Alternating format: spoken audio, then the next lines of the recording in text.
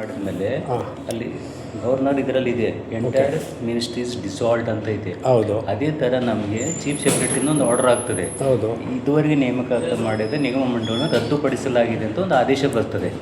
ಆ ಆದೇಶ ಬಂದರೆ ತೋರಿಸಿ ಅಂತ ಕೇಳ್ತಿದ್ದಾರೆ ಅಧ್ಯಕ್ಷರು. ಆದರೆ ಆ ಆದೇಶ ಆಲ್ರೆಡಿ ಸರ್ಕಾರದಲ್ಲಿ ನಿಯಮವಾಗಿರುವಂಥ ನಿಯಮಾವಳಿಲೇ ಇದೆ. ಅದನ್ನು ಮತ್ತೆ ಆದೇಶ ಮಾಡಲಿಕ್ಕೆ ಕಾನೂನಲ್ಲಿ ಅವಕಾಶ ಇಲ್ಲ. ತಾವು ಸುಮ್ಮನೆ ಮಿಕ್ಸಪ್ ಮಾಡ್ತಾ ಇಲ್ಲ ಸರ್, ನಾನು ನೇರ ಪ್ರಶ್ನೆ ಮಾಡ್ತಾ ಇದ್ದೀನಿ. ಕ್ಲಿಯರ್ ವಿಷಯ ಹೇಳ್ತೀನಿ ತಮಗೆ. ಹಾಂ, ಇದೇ ಕ್ಲಿಯರ್ ವಿಷಯ ಹೇಳ್ತೀನಿ. ಒಂದು CM ರಾಜೀನಾಮೆ ಕೊಟ್ಟಾಗ ಮಂತ್ರಿಮಂಡಲ ಡಿಸಾಲ್ವ್ ಆಗಿದೆ ಅಂತ ಗವರ್ನರ್ ಆರ್ಡರ್ ಮಾಡ್ತಾರೆ. ಅವ್ರ ಮೇಲೆ ಹೆಡ್ ಯಾರು? ಮುಖ್ಯಮಂತ್ರಿ ಮೇಲೆ ಗವರ್ನರ್. ನಮ್ಮ ಸರ್ಕಾರ ಕಾರ್ಯಾಂಗದ ಹೆಡ್ ಯಾರು? Chief secretary. ಅವರೊಂದು ಆದೇಶ ಮಾಡ್ತಾರೆ. ಹಿಂದಿನ ಸರ್ಕಾರದಲ್ಲಿ ಮಾಡಿರುವ ಎಲ್ಲ ನೇಮಕಾತಿ ರದ್ದುಪಡಿಸಿದೆ ಅಂತ ಒಂದು ಆದೇಶ ಹೊಡಿಸ್ತಾರೆ. ಅದಕ್ಕೆ ನಮ್ಮ ಅಧ್ಯಕ್ಷರು ಕೇಳ್ತಾರೆ, ನಮ್ಗೆ ಆದೇಶ ತೋರಿಸಿ ನಾವು ಒಪ್ಕೊಳ್ತೀವಿ ಅಂತ ಹೇಳ್ತಾರೆ. ಹೌದಲ್ವ ಸರ್? ಅದು ತಮ್ಮ ಮಾತಿಗೆ ಒಂದು ನಿಮ್ಮ ಸಮರ್ಥನೆ. ಅವ್ರಿಗೆ ನಾವು ಏನು ಎದುರು ಹೇಳೋಕ್ಕಾಗ್ತದ? ನಮ್ಗೆ ಏನಿದ್ರೆ ಆದೇಶ ತೋರಿಸ್ಬೇಕಾಗ್ತದೆ ಅಷ್ಟೇ. ಈಗ ಅಂಥ ಆದೇಶ ಸರ್ಕಾರನ ಬಂದರೆ ಅವ್ರ ಮುಂದೆ ಇಟ್ಬಿಡ್ತೀವಿ ನಾವು. ಅಲ್ಲ, ಈಗ ತಾವು ಸಭೆಯಲ್ಲಿ ಈ ಒಂದು ಪದವನ್ನು ಹಾಕಿದ್ದೀರಾ? ಗಮನಕ್ಕೆ ಗಮನಕ್ಕೆ ತಂದು ಅದರೊಳಗೆ ರೆಕಾರ್ಡ್ ಆಗಿದೆ. ರೆಕಾರ್ಡ್ ಆಗಿದೆ. ಓಕೆ. ನಾವೇನಿದ್ರು ಕಾನೂನು ಚೌಕಟ್ಟು, ನಾವು ಸರ್ಕಾರ ನೋಡ್ಕೋ. ಹೌದು, ಅದಕ್ಕೋಸ್ಕರ ಕೇಳ್ತಾ ಇರೋದು. ನಮ್ಮ ವೈಯಕ್ತಿಕ ಕಾನೂನುಗಳು ಮಾಡೋಕ್ಕಾಗಲ್ಲ. ಹೌದು. ಅಲ್ಲ, ತಾವು ಕಾನೂನು ವಿರುದ್ಧ ಅವ್ರು ಹೇಳ್ತಾರೆ ನಮ್ಗೆ ಅಷ್ಟೇ. ನಿಮ್ಮ ಹತ್ರ ರೇಟಿಂಗಲ್ಲಿ ಆರ್ಡರ್ ಇದ್ರೆ ತೋರಿಸಿ. ಅಲ್ಲ, ನಮ್ಮ ಉದ್ದೇಶ ಏನು ಅಂದರೆ, ಒಂದು ಈ ಥರ ಅವೈಜ್ಞಾನಿಕವಾದಂಥ ಒಂದು ನಡೆಯಿಂದ ಆಗಿ ಸ್ವಲ್ಪ ತೊಂದರೆಗಳಾದಾಗ ಸಾರ್ವಜನಿಕರು ಪಾಪ ತೊಂದರೆಗೆ ಅನುಭವಿಸ್ತಾರೆ. ಏನು ತೊಂದರೆ ಆಗ್ತದೆ? ನಮಗೆ ತೊಂದರೆ ಆಗ್ತದೆ. ನಾವು ಕಾನೂನು ಬಾರಿ ಯಾಕೆ ಮಾಡೋಣ? ನಾವು ಫಸ್ಟಿಗೆ ಗಮನಕ್ಕೆ ತರ್ತೀವಿ. ಹೌದು. ಈಗ ಪ್ರೆಸೆಂಟ್ ಸಿಚುವೇಶನಲ್ಲಿ ಸರ್ಕಾರದಲ್ಲಿ ಮುಖ್ಯಮಂತ್ರಿಗಳು ಇಲ್ಲ, ಹಂಗಾಮಿ ಮುಖ್ಯಮಂತ್ರಿಗಳು ಇದ್ದಾರೆ. ಹೌದು. ಅವ್ರು ಹೇಳಿದ್ರು, ಆಯಿತು ತಮ್ಮ ಮಾತಿ ನಾವು ಒಪ್ಕೊಳ್ತೀವಿ, ರೇಟಿಂಗ್ ಆರ್ಡರ್ ತೋರಿಸಿ ಅಂತ. ರೇಟಿಂಗ್ ಆರ್ಡರ್ನ ತೋರಿಸ್ಬೇಕಲ್ಲ. ಈಗ ನಮ್ಮ ಸರ್ಕಾರದಿಂದ ಈಗ ಇವತ್ತು ಆದೇಶ ಬರಲಿ, automatic deem to be cancelled. ಅರ್ಥ ಆಯ್ತು ತಮಗೆ? ಅಷ್ಟೇ. ಈಗ ನಮ್ಗೆ ಆದೇಶ ಬರೋವರೆಗೆ ಅವರು ಮುಖ್ಯಮಂತ್ರಿಗಳು ಯಾವತ್ತು ರಾಜೀನಾಮೆ ಕೊಟ್ಟರು? 28 ಕೊಟ್ಟರು. 28 ನಾನು ಅಂತಂದ್ರೆ ಇದು ಕ್ಯಾನ್ಸಲ್ ಆಗ್ತದೆ. ಅವರಿಲ್ಲ, ನಾನು ಇವತ್ತಿನ ನಾಳೆ ಡೇಟ್ ಹಾಕಿಕೊಟ್ರೆ ನಾಳೆ ನಾನು ಅಂದ್ರೆ ಇದು ಊರ್ಜಿತ ಆಗ್ತದೆ. ಅದು ಎಲ್ರಿಗೂ ಅನ್ವಯ ಆಗ್ತದೆ. ನಾನು ಈ ಒಂದೇ ಆಫೀಸಿಗಲ್ಲ, ಎಂಟರ್ ಕರ್ನಾಟಕ. ನನ್ನ ಪ್ರಶ್ನೆ ಅದೇನೆ. ಯಾಕೆಂದರೆ ಕಾನೂನು ಬಿಟ್ಟು ಯಾರು ಮಾಡೋಕ್ಕಾಗಲ್ಲ, ನಾನು ಮಾಡೋಕ್ಕಾಗ ಯಾರು ಮಾಡೋದು? ಇಡೀ ರಾಜ್ಯದಲ್ಲಿ ಎಲ್ಲೂ ನಡೀತಿರೋ ಸಭೆ ತಮ್ಮ ಕಚೇರಿಯಲ್ಲಿ ಮಾತ್ರ ಒಂದು ನಡೀತು. ಅದಕ್ಕೋಸ್ಕರ ಇದು ಮಾತ್ರ 100% ಸುಳ್ಳು. ಇವತ್ತು ಯಾವುದೂ ನಡೆದಿಲ್ಲ ಸರ್. ಇವತ್ತು ಎಷ್ಟೋ ಒಂದು 30 ಆಫೀಸ್ಗಳು ನಡೆದಿದೆ.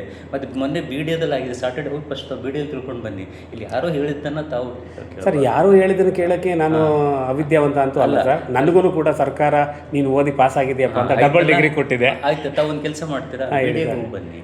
ಮೊನ್ನೆ ಸಾಟರ್ಡೆ ಮಾಡಿದ್ದಾರೆ. ಹೇಳಿ ಅವ್ರು ಯಾವ ಕಾನೂನು ಮಾಡಿದ್ದಾರೆ? ಆಯ್ತು ಸರ್, ಕೇಳೋಣ. ನೀವು ಗಮನಕ್ಕೆ ತಂದಿರ ನಂಗೆ ಸಂತೋಷ ಆಯಿತು. ಒಟ್ಟು ಕರ್ನಾಟಕದಲ್ಲಿ 200-300 ನಿಗಮ ಮಂಡಳಿಗಳು ಇದೆ. ಇವತ್ತು 30 ಕಡೆ ಇದೆ ಮೀಟಿಂಗ್. ಇವತ್ತು 30 ಕಡೆ ಮೀಟಿಂಗ್ ಪಾಸ್ ಆಗಿದೆ. ಒಟ್ಟು ಕರ್ನಾಟಕದಲ್ಲಿ 200-300 ನಿಗಮ ಮಂಡಳಿಗಳಿದೆ. ಎಲ್ಲರೂ ಮಾಡ್ತಾ ಇದ್ದಾರೆ. ನಮಗೇನು ಸರ್ಕಾರ ಆದೇಶ 28ರಿಂದ ಜಾರಿ ಆಗ್ತದೆ, ಈ ಮೀಟಿಂಗ್ ಆಟೋಮೆಟಿಕ್ ಕ್ಯಾನ್ಸಲ್ ಆಗ್ತದೆ. ಅದಕ್ಕೋಸ್ಕರ ಸರ್ಕಾರಕ್ಕಿಂತ ಮೇಲಿಲ್ಲ. ಹೌದು. ಅಲ್ಲ, ಯಾಕೆಂದರೆ ನನ್ನ ಪ್ರಶ್ನೆ ಫಸ್ಟಿಗೆ ಅಧ್ಯಕ್ಷರ ಗಮನಕ್ಕೆ ತಂದೀವಿ. ಈಗ ಸರ್ಕಾರ ಮುಖ್ಯಮಂತ್ರಿ ರಾಜೀನಾಮೆ ಕೊಟ್ಟಿದ್ದಾರೆ, ಗ್ಯಾಪ್ ಇದೆ ಅಂತ ಹೇಳಿದ್ದೀವಿ. ಅವರು ನಮಗೆ ರೈಟಿಂಗಲ್ಲಿ ತೋರಿಸಂದು. ಯಾಕೆ ನನ್ನ ಪ್ರಶ್ನೆ ಏನು ಗೊತ್ತಾ? ತಮ್ಮ ಪ್ರಶ್ನೆ 100% ಕರೆಕ್ಟ್ ಇದೆ. ನಾವು ನಮ್ಮ ಡ್ಯೂಟಿ ನಾವು ಇವತ್ತಲ್ಲ, ತಾವು ಇವತ್ತು ಬಂದು ಕೇಳ್ತಾ ಇದ್ರಿ. 3 ದಿವಸದಿಂದ ನಮ್ಗೆ ನಿದ್ದೆ ಮಾಡ್ತಾ ಇಲ್ಲ, ಗೊತ್ತಾಯ್ತಾ? ನಮ್ಮ ಟೆನ್ಷನ್ ನಮಗಿದೆ. ನಾವು 10 ಕಡೆ ಕೇಳ್ಕೊಂಡು 10 ಆಫೀಸ್ ತಿರುಗಾಡಿ ಬಂದಿದ್ದೆವು. ಅಧ್ಯಕ್ಷರು ಹೇಳಿದೆ ನಾವು, ಅವ್ರು ಏನಂತ ರೈಟಿಂಗಲ್ಲಿ ತೋರಿಸಿ. ನನಗೇನು ತಮ್ಮ ಕಡೆನೂ ಒಂದು ಯಾವ್ದಾರ ಮೀಡಿಯಾದಲ್ಲಿ ಸಿಕ್ಕಿದ್ರೆ ಕೊಡಿ, ನಾನು ಈಗಲೇ ತೋರಿಸ್ಬಿಟ್ಟು ಕ್ಯಾನ್ಸಲ್ ಮಾಡಿಸ್ಬಿಡ್ತೀನಿ. ಆಗ್ಬೋದು ಸರ್. ಅದು ತಾವು ಇದ್ರೆ ತಮ್ಮ ಫಸ್ಟ್ ನಮ್ಮ ಗಮನದಲ್ಲಿ ಸರ್ಕಾರದಿಂದ ಹಿಂದೆ ಮಾಡಿರೋ ಎಲ್ಲ ನಿಗಮ ಮಂಡಳಿ ನೇಮಕಾತಿ ರದ್ದುಪಡಿಸಿ ತಾವು ತಂದು ಕೊಡಿ. ಇವತ್ತಿನ ಮೀಟಿಂಗ್ ನಾನು ಕ್ಯಾನ್ಸಲ್ ಅಂತ ಬರೆದ್ಬಿಡ್ತೀನಿ ಪ್ರೊಸೀಡಿಂಗು. ಸಾಕಲ್ಲ ತಮ್ಗೆ? ಅಷ್ಟೇ ಅಷ್ಟೇ ನಮ್ಗೆ ಇನ್ನೇನು ಇಲ್ಲ. ಯಾಕಂದರೆ ಅವರು ಈಗ ನಮಗೆ ಇದು ಅರ್ಧಬರ್ಧದಲ್ಲಿ ನಿಂತ್ಕೋಬಾರ್ದು. ಯಾಕೆಂದ್ರೆ ಅರ್ಧಂಬರ್ಧ ಏನು ಮೀಟಿಂಗಲ್ಲಿ ಆಗಿರುತ್ತೆ, ಅದು ಪಾಸ್ ಆದರೆ ಓಕೆ. ಅಲ್ಲಿ ಹೋದ ನಂತರ ಅಲ್ಲಿ ತಗೊಳಕಂಡ್ರೆ ಎಲ್ಲಿ ತಗೊಳ್ಳಾಗ್ತದೆ? ಬಿ ಎ ಮಾಡಿ ಕಳಿಸ್ತೀರಾ ಪ್ರಪೋಸಲ್ನಲ್ಲಿ. ಇವತ್ತು ಸರ್ಕಾರಕ್ಕೆ ಕಳಿಸುವಾಗ ಅದು ಇಲ್ಲ, ಇದು ಈ ಸಭೆನ ನಾವು ಮಾನ್ಯ ಮಾಡಲ್ಲ ಅಂದರೆ ಏನು ಮಾಡೋದು? ಆ ಥರ ಏನಿಲ್ಲ. ನಮಗೇನು ರೈಟಿಂಗಲ್ಲಿ ದಿನಾಂಕ 28ರಿಂದ ಜಾರಿಗೆ ಬರುವಂತೆಲ್ಲ ರದ್ದುಗೊಳಿಸಿದೆ ಅಂದರೆ ಈ ಮೀಟಿಂಗನ್ನು ರದ್ದಾಗಿ ಅಂತ ಬರ್ಕೊಳ್ತೀನಿ. ಸಪೋಸ್ ಇನ್ನೂ ಮುಖ್ಯಮಂತ್ರಿ 3ನೇ ತಾರೀಕು ಆಗ್ತಾರೆ, 4ನೇ ತಾರೀಕಿಗೆ ಅವರು ಒಂದು ಆರ್ಡರ್ ಮಾಡಿ ಹಿಂದಿನ ಜಾರಿಗೆ ಆಗ್ತಂದ್ರೆ ಇದು ಉರ್ಜಿತ. ಅಷ್ಟೇ. ತಮಗೆ ಮೀಡಿಯಾಗೆ ತಮಗೆ ಒಂದು ಏನಾರು ಆರ್ಡರ್ ಸಿಕ್ಕರೆ ಮುಖ್ಯಮಂತ್ರಿಗಳ ಬಗ್ಗೆ ಕ್ಲಿಯರಾಗಿ ಬರೆದಿದ್ದಾರೆ. ದ ಕ್ಯಾಬಿನೆಟ್ ಸ್ಟ್ಯಾಂಡ್ ಡಿಸಾಲ್ಡ್ ಅಂತ ಬರೆದಿದ್ದಾರೆ. ಅದೇ ಥರ ನಮ್ಮದೊಂದು ಆರ್ಡರ್ ನಮಗೆ ಬಂದರೆ ನಾವು ಅಧ್ಯಕ್ಷರು ಹೇಳ್ಬೋದು, ನೋಡಿ ಆರ್ಡರ್ಗೆ ವಿರುದ್ಧ ನೀವು ಮಾಡೋಕ್ಕಾಗಲ್ಲ ಅಂತ ನಾನು ಈಜೆ ಹೇಳ್ಬೋದು. ಇವತ್ತು ಅದನ್ನು ನಾನು ಮೀಟಿಂಗ್ ಗಮನಕ್ಕೆ ತಂದಿದ್ದೀನಿ. ಅವ್ರಿಗೆ ಅಂತ ರೇಟಿಂಗ್ ತೋರಿಸಿ. ಯಾಕೆಂದರೆ ಲಾಸ್ಟ್ ಟೈಮು ಇದೇ ವಿಚಾರವಾಗಿ ತಮ್ಮ ಗಮನಕ್ಕೆ ತರೋದು. ಲಾಸ್ಟ್ ಟೈಮ್ ಇದೇ ವಿಚಾರವಾಗಿ ಒಂದು ಸಭೆ ನಡೆದಾಗ ಅದು ಪ್ರಿನ್ಸಿಪಲ್ ಸೆಕ್ರೆಟರಿ ಗಮನಕ್ಕೆ ಹೋದಾಗ ಅವ್ರು ಹೇಳಿದ್ದು, ಸರ್ಕಾರ ಇಲ್ಲದಿದ್ದಾಗ ಸರ್ಕಾರ ಮಾಡಿರೋ ಆದೇಶಗಳನ್ನು ಹೇಗೆ ಊರ್ಜಿತ ಮಾಡ್ತೀರಾ ನೀವು ಅಂತ ನನ್ನ ಪ್ರಶ್ನೆ ಕೇಳಿದ್ರು ಅವರು. ಆಯಿತು, ಅವರು ಕೊಡಲಿ ರೇಟಿಂಗಲ್ಲಿ. ಇದು ಊರ್ಜಿತ ಆಗಲ್ಲ ಅಂದ್ರೆ ನಾವೇ ಮೀಟಿಂಗ್ ಮಾಡೋಣ. ದೊಡ್ಡವ್ರು ಹೇಳಿದ್ಮೇಲೆ ನಾವು ಅವ್ರ ವಿರುದ್ಧ ಮಾಡೋಕ್ಕಾಗ್ತದೆ? ಯಾಕಂದ್ರೆ ಅವ್ರಿಗಿಂತ ದೊಡ್ಡವ್ರು ನಾವು ಆಗೋಕ್ಕಾಗಲ್ಲ. ಬೇಡ. ಈಗ ನಮ್ಮ ಮೇಲೆ ಈಗ BMRDಯಿಂದ ಸರ್ಕಾರದಿಂದ ನಮ್ಗೊಂದು ಲೆಟರ್ ಬರಲಿ ಇವತ್ತು, ಈ ಗ್ಯಾಪಲ್ಲಿ ನೀವು ಯಾವುದು ಮಾಡಿದ್ದು ಊರ್ಜಿತ ಆಗಲ್ಲ ಅಂದ್ರೆ ನಾವು ಅದ್ರ ಅಗೇನೆಸ್ಟ್ ಹೋಗ್ತೀವ?